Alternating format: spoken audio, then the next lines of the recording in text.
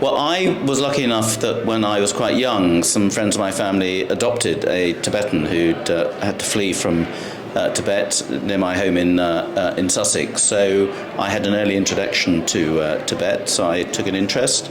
And one of the first demonstrations I went on as a teenage student was with the Tibet Society demonstrating outside the Chinese embassy about human rights abuses then. So this was before many people knew about Tibet and certainly weren't aware of what was going on in Tibet. This was back in the, 1970s.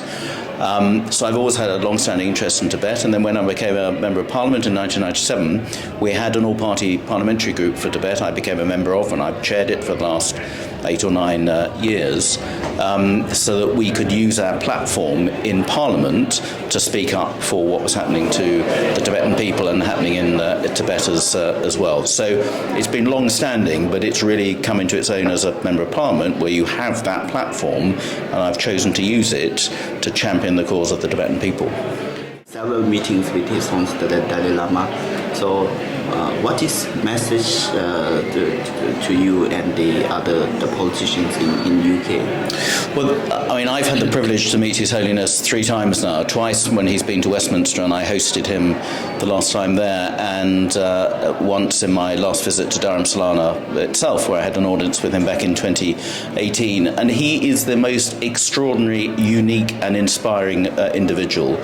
Somebody who himself and his people have been through the huge oppression, being displaced from his own country back in 1959, not being able to go back to your own country, the brutality that's been waged against Tibetans, some of whom have been able to flee from Tibet into India and around the world, as we know, is extraordinary. And at last, the world is waking up to the cruelty that the Chinese Communist government have inflicted on the Uyghurs in Xinjiang, now in Hong Kong, but this has been going on in Tibet since the 1950s, and that's been rather overlooked. And at last, Tibet is being appreciated for what has happened there, because of now the world's much greater awareness of what's been going on in Xinjiang.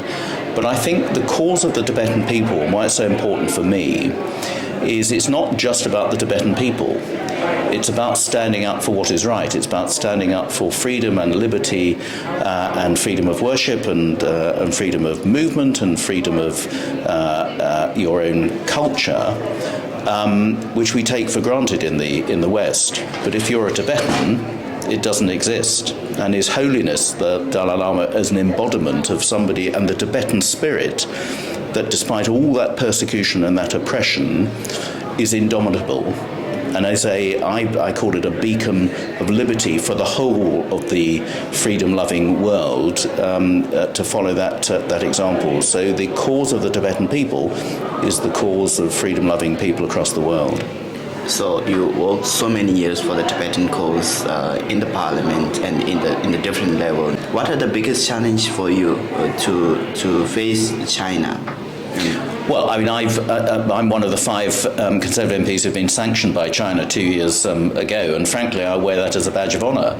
And it's also been a huge recruiting sergeant for getting more people interested in what's going on with Tibet and Xinjiang and the human rights abuses being waged by the Chinese government. So many parliamentarians from around the world have also been sanctioned by China, have been working together, have been networking to raise awareness across all our populations and our parliaments, our constituencies, our own countries, that China poses a severe threat to the security, stability and freedom of the world, well beyond just the borders of China itself. And for speaking out, for doing my job in saying that, I've been sanctioned by the Chinese government. And that's fine with me, because it's made it much easier for us to spread the message that we cannot treat China as an equal Western democracy, because they do not respect the rule of law, they do not respect human rights. They are a threat to our security in so many different areas. And so we need to be far more sceptical and scrutinous of our relationship with China. We must have a relationship with China. It's the second largest economy. We have got, though, to stand up to them and to call out their abuses. and hopefully get them to change their ways so they can become a normal member of the international community, which we need them to be for so many reasons, from the environment, from climate change to human rights to the way we use our resources and so on. China is an important player in the world. We just need it to be on the right side of the law. End of the golden era. So do you think that the British government is moving like right directions towards China? Yes, undoubtedly. I mean, the golden era was a complete anomaly. It never really happened, the golden age or whatever it was called under David Cameron and George Osborne. We need to have a relationship with China. We need to invest in China. We need to buy things from China. We need China to invest in us. But it must do it on the equal basis that we appreciate human rights of our own people and our trading practices. So the fact now we've got legislation that makes it virtually impossible for Chinese companies to invest in nuclear power station infrastructure, in our Huawei and our 5G telecommunications contract, must make it really clear to China that if you want to be treated on equal terms, then you've got to respect the international law, rule of law, and the norms that we take for granted. The British Parliament has voted to recognise the genocide in Xinjiang.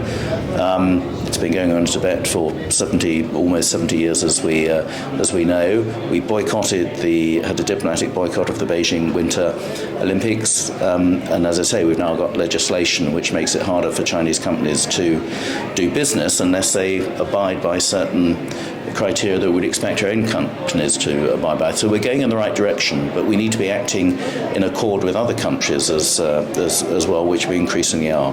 Message, especially Tibetans inside Tibet. So your cause is our cause.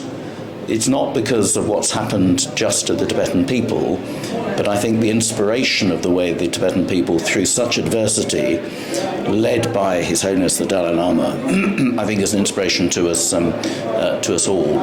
And so, our cause, your cause is our cause, and if you believe in international freedoms, the rule of law and liberties, and you want to preserve those, then we stand shoulder to shoulder with the people of Tibet, whether they're inside Tibet or spread around the world. Thank you so much, Johnny, to talk. Pleasure.